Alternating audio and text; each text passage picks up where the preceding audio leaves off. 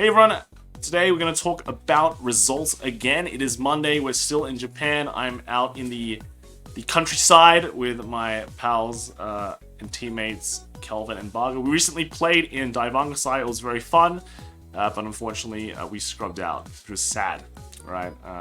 Unfortunately, just not riding reindeer is not great. So, anyway, today we're only going to focus on Daivangasai. There is a lot of other results as well around the world, but I don't think they're fully collated yet. And yeah, let's just focus on one of the big tournaments in a separate format. And I can kind of talk about what went on, right? Because I was actually there and I was watching people play, and participated in it. So first off, we have the tri-regulation tournament for Daivangasai. If you don't know, it means that you have a team and each of the players have to play a different format. So that is D, V, and P. And you'll basically, all the D players play each other, all the V players play each other, etc. Right? So you won't have premium players just beating up on D players, right? Even though actually that might be fairer than you think when you think of some of these decks. And in this tournament, we had some interesting results. So this is the top 4 teams. There was actually 0 weird cuts. All right, it was just a pure. Well, actually, every JP tournament has some weird cuts. This one ended with, I think it was like 155, or was it 185, something like that. But there was only I think it was like 6 rounds. I think, right? Was it 5 rounds or 6 rounds? 5. Yeah, we only had 5 rounds, and like 3 X1s made it. So you had to pretty much just go undefeated, or you had to be extremely lucky, because I think like it was like 3 out of like 20 X1s would make it or something like that. So it's that it wasn't happening unless you were like really good. But luckily there was no diversity cut. It was just based on resistance, so that's okay, right? And the winning team was actually a team featuring Ebisu, Prism, and Gurgit. And you'd be like, wow, that's a weird team. And then you look at the other list. You had the second place team was Ebisu, Steam Maiden, and a Katrina. And then third place we had Messiah, Genesis for V, and then a Spike Brothers. And then fourth place we had Jet, Melody for V, and then Regalia for Premium. So I'd say that like 3 out of the 4 tops were kind of interesting, were like kind of standard, I'd have to say. While the one Gurgit that actually won the event was kind of a weird one. I do want to say that there were quite a few Mega Colony players in the tournament. There was some in Top Cut as well, if I recall correctly. There was basically no one riding down in this tournament. So you had people bring in Highlander, and none of them either knew how to ride down or chose not to ride down. So I don't know, right? My first round, I was playing a mirror, and I mean, I didn't ride a reindeer, but my opponent did, and didn't ride down, even though he had all the pieces. So I have to say, yeah, I basically taught him how to ride down, like, after the match, and he was surprised. I was like, oh, thanks, now I know how the deck works. So I do imagine there was a lot of players who were looking at some of the decks. It might have looked at Nightmare Dolls, and just went like, that's cool, I like just doing combos. They don't know about one part that makes the entire deck strong, which is the riding down portion. So, you know, when you see this and there's like no Highlanders here, even though like there's like Highlander in JP is technically unrestricted, it's just gonna pop off when it does. That's probably one of the reasons why, right? That's probably one of the reasons why you're basically giving up this huge power when you go first by not riding down. So yeah, there you go. So instead, you had these like Spike Brothers. So everything is fine. Katrina is good. We actually lost to the Katrina team, which pretty much was me just sitting at grade 0, not able to ride up and get double critted. Yeah, that was my experience. But overall, the Katrina deck is quite interesting compared to a lot of the other decks that kind of there. There's also a lot of gimmick decks. I did play against one of the greed on loop decks that focus on just like making four cards and just looping greed on every turn. Yeah, I got a defensive OT, and that was pretty much the entire game. And then the Regalia is just pretty much standard. So yeah, that's pretty much the top 4. But just kind of looking at the deck, so this is pretty much the Prism deck. I mean, I don't think we've seen enough of Prism. I was actually interested to see what kind of Prism deck they did want to bring in the Japan format. It was pretty much just the Highlander Prism build, and yeah, just a bit of everything, and with some new cards, and that's kind of that. And then we have, this is the Gurgit winning list, which is, I think a lot of people are kind of like a bit, you know, what's going on with this? Lots of stands, OT, so you can't run Ultima. You had a GB8 here as well.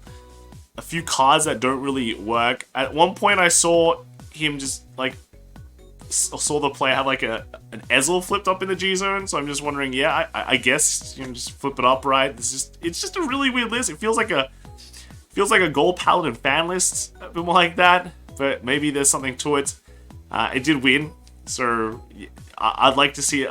If anyone can dig up the records on the players, that'd be great.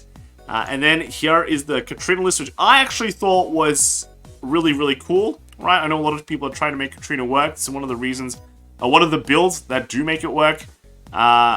Here you have like pretty much the ride up. I was expecting like a different grade 3. I was just expecting Ines, to be honest, when he played against me, but actually just rode into Asha. I'm like, oh, Asha, that's interesting. But then, you know, next turn is still the Katrina. And yeah, Katrina just like kind of wrecks you, right, when you can't do anything. And then lastly is pretty much Spike Brothers. If you want to talk about all the standard premium lists in this tournament, then Spike Brothers pretty much is like the most legit. You could put like that. But yeah, that's kind of that's pretty much premium in a nutshell for the tri-regulation stuff. Pretty interesting. A lot of weird decks. Not something I'd really take into super account, just something, you know, maybe if you have some ideas, you're looking at how do I build a Katrina, maybe this is one of the ways you start looking at it, right? Then moving on, we had day 2, which was just a standard trio tournament, right? And I do have like I did have some of the, we'll start with the top cuts, all right? So first off, we have Block A, right? This is the breakdown. We had a lot of Gandivas, 6 Gandivas, and Hexa Orb really making a huge splash. Then there was 5 Chrono Jets and Zorgas, and then after that we start dropping down to like 3 Avas, Ballista, Messiah, and the 2s and the 1s, right? That was for Block A. It was separated in 2 blocks. This does have Diversity cut as well, and I'll kind of talk a bit more about that and how it terribly skews results, and you should be quite happy that this does not exist in the West. We have Block B here with 9 Chrono Jets, right? And that's pretty huge. I remember a time when people said Chrono Jet was dead. Messiah tier 1, right? Chrono Jet in the trash, the age is over. But that doesn't seem to be the case.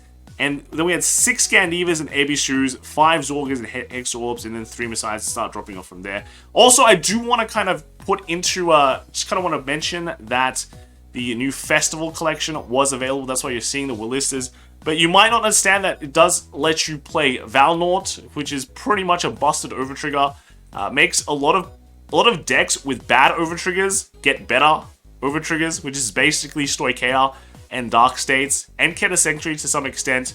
And then, you know, you do have that overtrigger defensive order that can make decks better. Basically, it does mean Chrono Jet does just get a big boost because, you know, it just needed that slight little upgrade, and then it becomes good, right? So it's nice, and it does have some at least okay matchups, you could say, in the current format. But let's kind of go down the top cuts.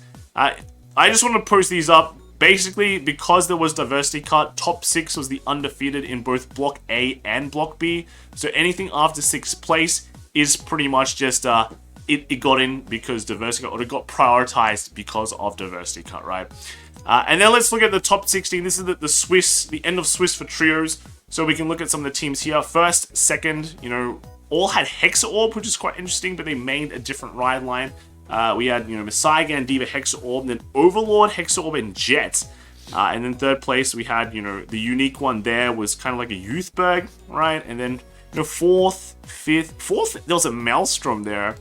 And then we have, oh, skipped a bit. 5th and 6th, you know, kind of meta. You know, when you look at Ebisu, one of the best decks in the format currently, then Gandiva and the Jets, and then a Flagberg in 6th place, right? Flagberg in 6th, and a Jet and Ava.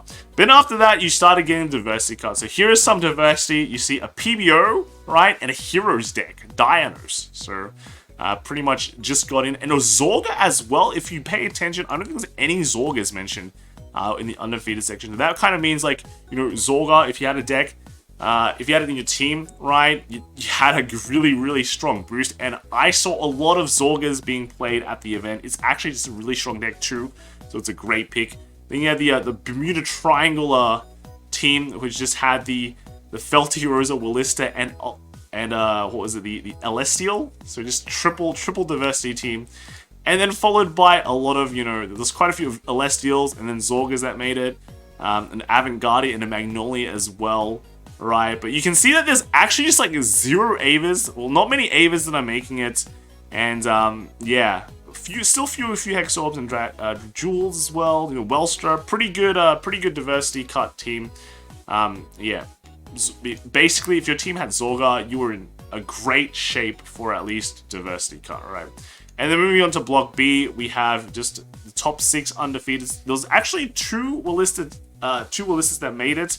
And then, you know, you have the usual suspect, Ebisu. This Felty Rosa basically cucked everyone out of a Major Team West at making diversity cut if you get a Felty Rosa in the team, unfortunately. But then we have the usual suspects again. A lot of Hexa Orb, Jet, you know, one Welstra. This guy, you know, ruining hopes and dreams. Few Gandivas still. This one Ava also just removing a lot of hopes and dreams as well from players. And yeah, basically, if you were bringing the meta team, Ava, Ebisu, and Gandiva, right, you just don't make top cut because of 6th place. Yeah, and then after that comes the diversity. We have a powerful deck, powerful Flagberg and Zorga, Avantgardic popping up as well. Yeah, what was it? A Hazelite deck? Yo, that's... and Minerva as well. We haven't seen the Minerva. But yeah, basically just a lot of stuff. You pretty much see it here. All the deck codes are provided, so you just make sure you're using JP Decklog to take a look at them. And then, you know, here is the actual winners of the team. So Block A actually won by a team that beat us, I think, in the second round, right? They took Dragonic Overlord, Jet, and Hexa Orb. Basically, I was like 5k short from beating the Overlord, which would have, you know, made our run a bit better. But yeah, they were able to take it in then, so congrats to them. Then the second place was the Zorga, Hexa Orb, and Gandiva team, followed by a Zorga, Youthberg, and Gandiva. And in 4th place was Ava, Zorga, and Willista. So quite some unique decks there. Here is the Hexa Orb list. All right, pretty standard now, you know, just check top decks and get OTs.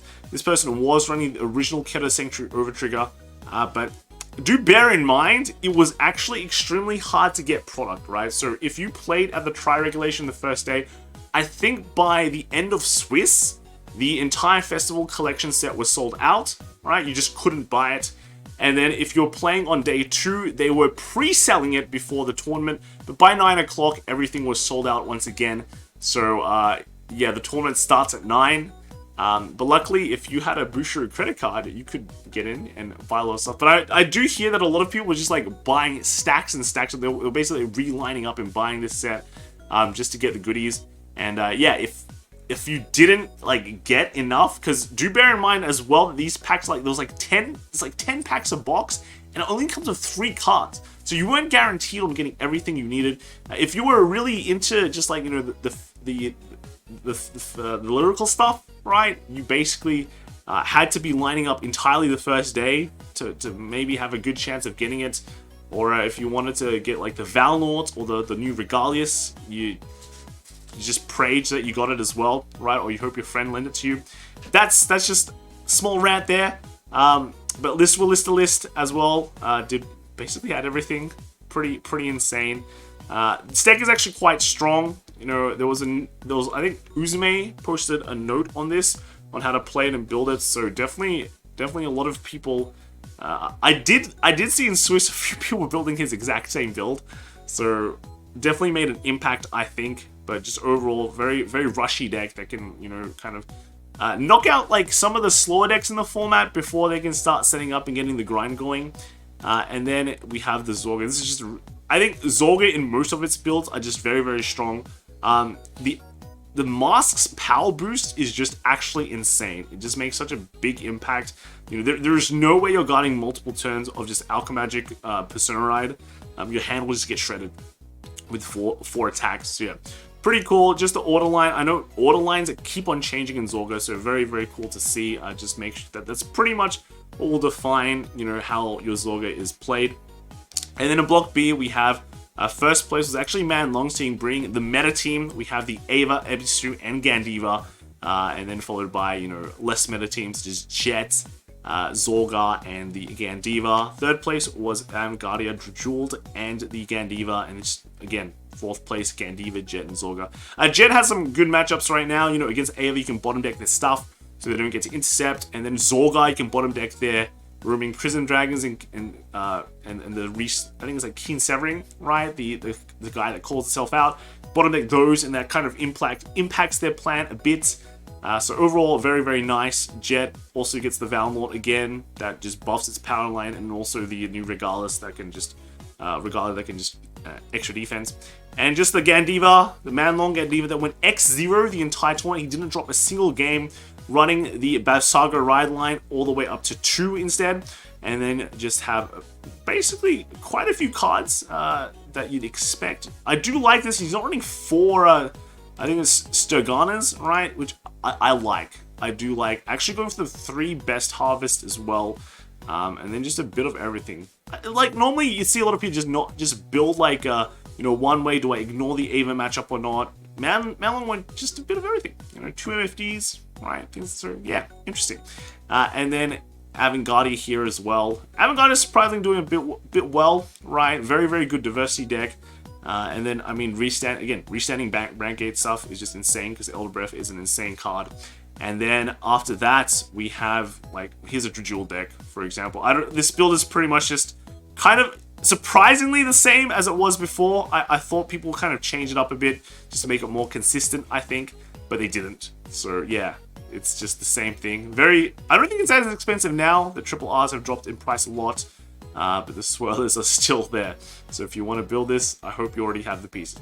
That is pretty much all the lists this week for at least Daivangasai. If you want to see the rest of them, you know, all the deck codes are provided on Fuzzy's site. You can go check that out. Or if you just want to put it in Japanese deck log, you can manually do it, right? So let me know what you guys all think in the comments below. And I'll see you all probably soon, as long as the internet works. When more results are out, we can talk about the other BSFs. Because there should be some very interesting premium stuff. But yeah, that is it. Let me see you all later. All right, bye.